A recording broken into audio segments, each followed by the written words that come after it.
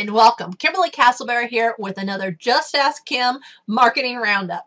And this is part of a double feature. Was out a couple weeks being sick, and because of that, there's a whole lot of stuff going on that you need to know about. So I'm going to make sure you don't miss any of it by putting the parts about Google+, about WordPress, including some vulnerabilities, and several other key things that you definitely want to check out into another video. So find the link around here somewhere and make sure that you don't miss that second video, because it's all part of the same. I just wanted to split it up so that the video wasn't too overwhelming for you and so you could consume it in chunks. There is so much going on in Facebook that it actually made sense to put Facebook by itself, because I don't know, Facebook's got some issues going on this week. The biggest thing that many people have noticed is that there's malware running rampant again, and about 2 years ago, this type of malware was actually pretty common, and Facebook had recently gotten it in check. And it is a type of malware that looks like an image, and it's a square, and it tells you that you can win something. It says either get a free gift certificate or win 2 Southwest airline tickets or this or that, and it says, you know, do that. And under it is a comment that appears to be from your friend. And it says, you know, I just got my tickets, whatever, click this link. Generally, it's a shortened link. Sometimes it's a bit.ly, sometimes it's another variety of shortened URL. All the time, that link is a problem. That link goes to what we call a CPA offer. That is a cost per action offer, where every time somebody fills out the form, and it's a web form it takes you to, that the person who got you to do it gets paid. So these malicious people are getting paid for everybody that fills out this web form, which means it behooves them to make this go viral, which means it behooves them to make it contagious. And so as people fill out this form and try to get this thingy, and they're messing with this, you know, there is this authorization to approve this so you can do this, and it causes it to post blindly for you and tag all your friends, and it just keeps spreading like mad. Now, a few days ago, it was carrying Walmart's tags, and I actually had to contact Walmart. I told Walmart they needed to get that downed, and Walmart revealed that they weren't getting a whole lot better support, you know, regarding it than we were as standard users. So it was a little interesting story, but hopefully I was able to give Walmart the feedback they needed, because I noticed that the app, the viral, the infected version of what was being published has gone away. However, it's back under new app names. This time it is mimicking two real companies. One is Kayak and the other is TripAdvisor. Those apps normally are very safe, but these apps are mimicking those. They have the stamp that looks like those, and they say TripAdvisor and Kayak, and there's several others now, and they're going to continue. And again, they're images. They say, you know, win a gift certificate, get a Starbucks voucher, get this, get that, and click this link. And you click the link, and, you know, you're asked to do something, or you're asked to enter something, or you're asked to share it with your friends. And as soon as you approve the app, you are in hot water because it's infected. So, you know, really, it's pretty simple. Don't touch this stuff. You know, if it sounds too good to be true, don't touch this stuff. You need to also, if you see friends that are being, you know, posting them, if you see it being posted by a friend, the friend probably does not see it being posted to their wall, okay? It's being done by an app post, so they probably never saw the post. You need to do 2 things. One, you probably should comment on the post and say, don't touch that infected link, so that nobody else messes with it. And 2, contact that individual that posted it, or appeared to post it, actually the app did, and let them know either via private message or directly on their wall, but not as a comment to it, that, you know, they've been infected, they need to remove the infected app, and they need to, you know, change their password, and they need to enable HTTPS. We've talked about HTTPS before. It's a setting in your security settings. You need to enable it. You know, they also need to change their password. So be careful out here. It can be messy out here. Another thing we've been seeing going on is a bunch of people are reporting that all of a sudden they're being totally blocked from sending friend requests, and they haven't sent any in maybe 30 days. And this is actually very likely signs of a hacking that's happened, that those accounts have been phished. and those accounts are trying to add friends to build up a spam account. And so that's actually adding stuff in the background, even though it's not you. If you see that happening and you know you haven't sent anything in some time, or and you haven't mass added before at all, because old things can still haunt you. If you ever added people you didn't know, you can still get flagged. But if you're getting flagged totally out of the blue for no reason whatsoever, the odds are you've been phished, and you need to go change your password and also enable HTTPS, okay? You got to do both.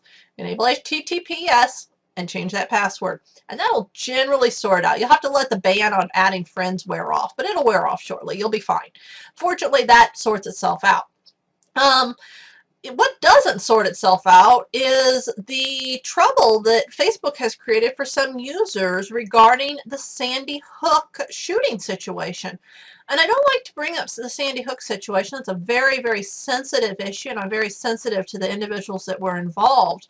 However, regardless of sensitivity, and I know that sounds callous, there remains the right to freedom of speech. And Facebook is not the first medium platform that has decided that those that questioned the reporting of the Sandy Hook situation would be threatened with having their account terminated. You can have your account terminated under a flag that says something about misreporting, things sensitive to the national security, something. I'll post a link to you, but it doesn't matter. If free speech really exists, those people actually can post anything they want, as long as it's not malicious, graphic, things like that, as long as it's within. But I think we're seeing that it doesn't. And I know why Facebook did this, and I commend them for trying. I commend them for trying to keep people to not spread misinformation. And by all means, there was misinformation after the shooting, because many major media platforms, Fox News, I'm looking at you, published stuff that was fraudulent, that was kind of bluff, that was kind of fake. Not at 100%, but kind of. And many major media platforms rushed to have the first report of that shooting. And in doing so, there was a lot of fabrication, and there was a lot of misinformation in the very, very early minutes of what happened. And as a nation, we needed to make sure that we had true news, but many of the news channels actually now have the right to not actually have to tell the truth. Many of the news channels now get away with fabricating. Facebook would like to see, Facebook not get involved in a fabrication situation, so tried to throttle that. But at the same time, threatening to terminate user accounts is very, very poor taste. And, I don't recommend it, Facebook. I know what you're trying to get the ethics, but, that's messy grounds in terms of our rights to speak what we wish. Something else that's our rights that you need to be aware of is not particularly dangerous, but is definitely sort of. The Facebook has altered the privacy settings on your inbox. That is your private message box. It is the little icon in the middle of the 3 in your upper navigation.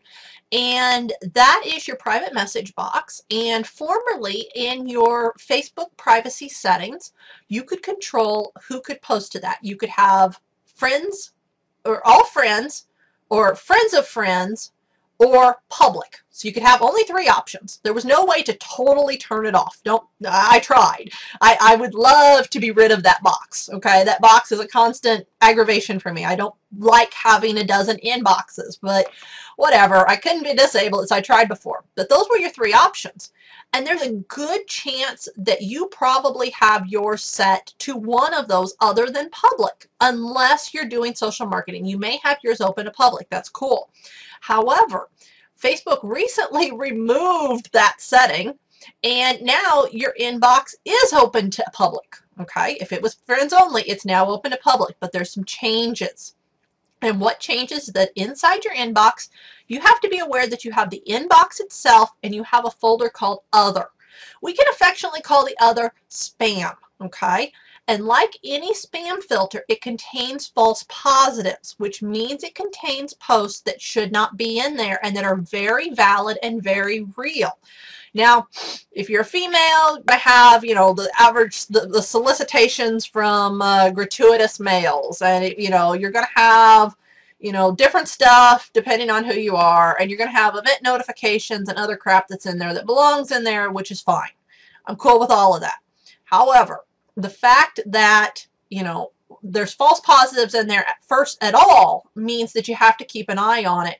And then the reason that Facebook made this change and opened up the security, so really this is much more open than it was prior, is actually aggravating as well to some users, and that is Facebook, looking for monetization methods, is taking a card out of LinkedIn's deck. And LinkedIn has something called InMail or LinkedIn Mail, and it allows you, using a paid system, to send a message to the inbox of somebody you're not connected to.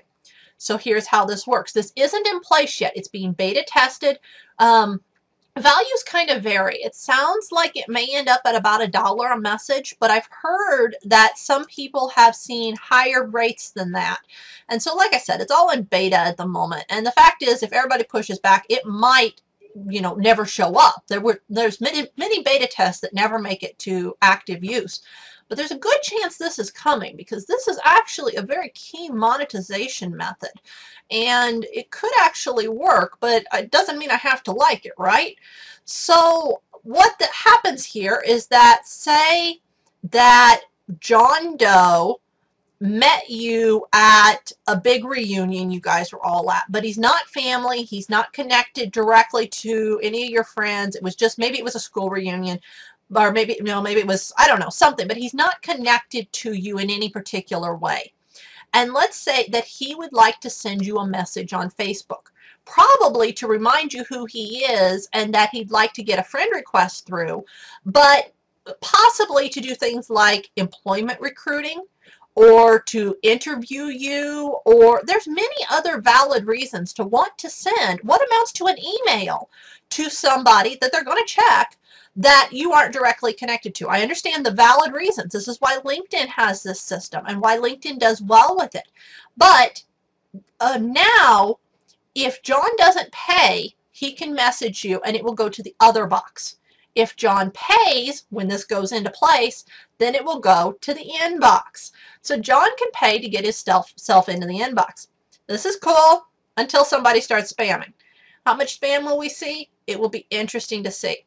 We see some through LinkedIn, not a ton, but most of the spamming on LinkedIn actually happens with your own connections. And that's generally not LinkedIn Mail. That is people you connected to that you need to go up to the little remove connections button that's up kind of in the upper left and go to see all your connections and remove that person so that they can quit spamming you. There's also a mark as spam button that I'm particularly fond of. But this changes to the inbox really, signifies yet another attempt at Facebook monetizing the platform they've got. And this really makes sense for why they pushed for a unified inbox, why they pushed 6 months, 8 months ago to bring everything into the inbox, why chat goes there and why SMS can go there and why Messenger goes there and why everything goes there. And then they switched our emails that show up on our profile to show theirs by default. Okay? Once they've got the captive audience, then they've got the ability to monetize it. And here it is. They've set up the system. They've got the audience captive. They knew they had it stable. And here comes the monetization. I think this is very typical in business and marketing. It's just something you need to be aware of. Something else you need to be aware of is actually a change to policy. And you got to really pay attention to this if you do post promotions or if you use a cover image. Facebook has said that cover images or images used in promotions, such as a promoted post, a sponsored post, or an ad, cannot contain more than 20% text. I don't know many people this rule applies to. I'm not really sure who the guilty party was, And I'm not really sure of what an offender looks like. This is actually kind of an oddball case that struck me out of the blue of sorts.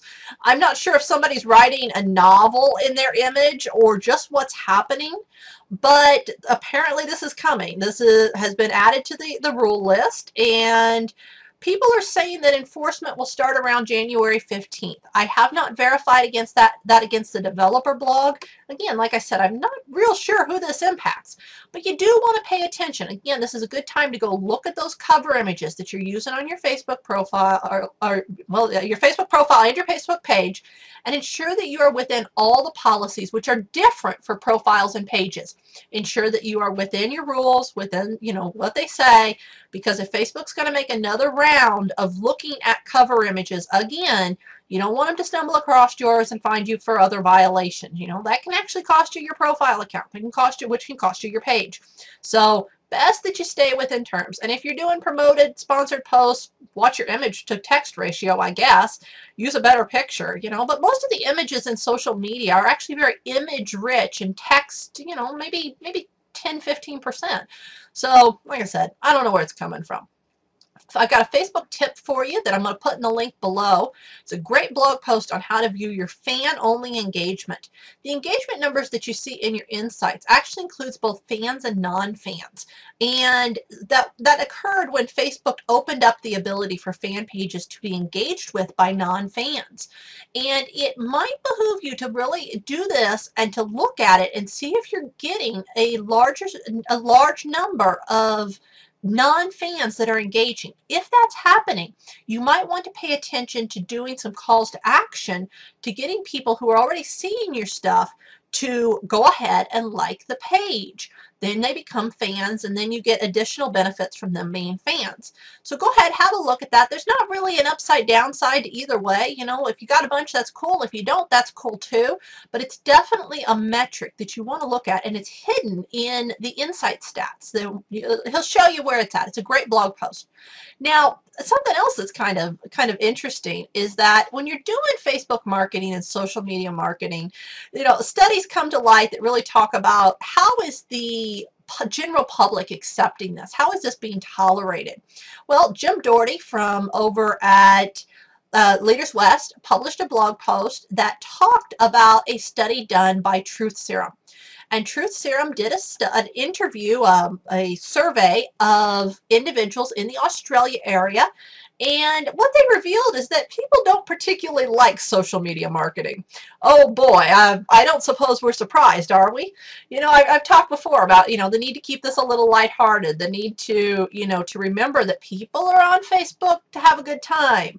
They're not really there to be marketed to, so you got to remember that you're kind of butting in, and you got to do it very gracefully and very graciously and make yourself welcome rather than making yourself an annoyance. And there's a lot of neat things revealed in this graph. I really want you to go out to Jim's blog, take a look at this graph. The top things people hate, promotions that ask you to recruit friends to enter. People do not like to have to recruit their friends to enter. But the top things that people like is photos and pictures of people that they actually know. This can actually be useful to you, because if your fans know you, a picture of you might be useful. Don't overdo it, of course. You can look narcissistic, but pay attention to how you can leverage the things that fans like and kind of taper off on the things fans don't like until you've built up a lot of reciprocity and a lot of fan love and a lot of fan loyalty.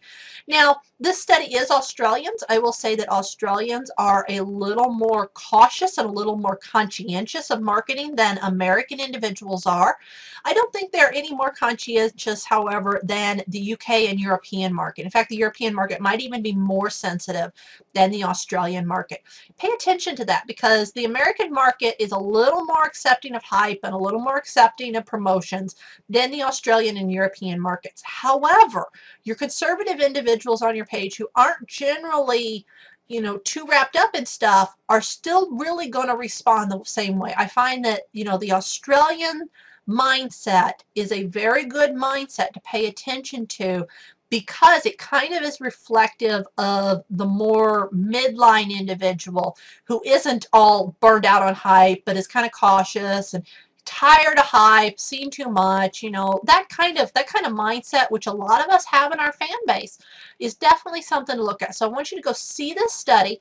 I want you to read that, leave Jim a comment, and come back and share with me what you think about this, because there's a lot going on here. You also can click out to the link that, you know, where Truth Serum has published it. But the graphs here, I think you're going to find really interesting. All right, this has been Kimberly Castleberry with JustAskKim.com. Leave me some comments in the box below, and if you're not already a member of my newsletter, be sure you go ahead and sign up. You'll get insider tips that you won't find here on the blog, and I look forward to seeing you on the inside.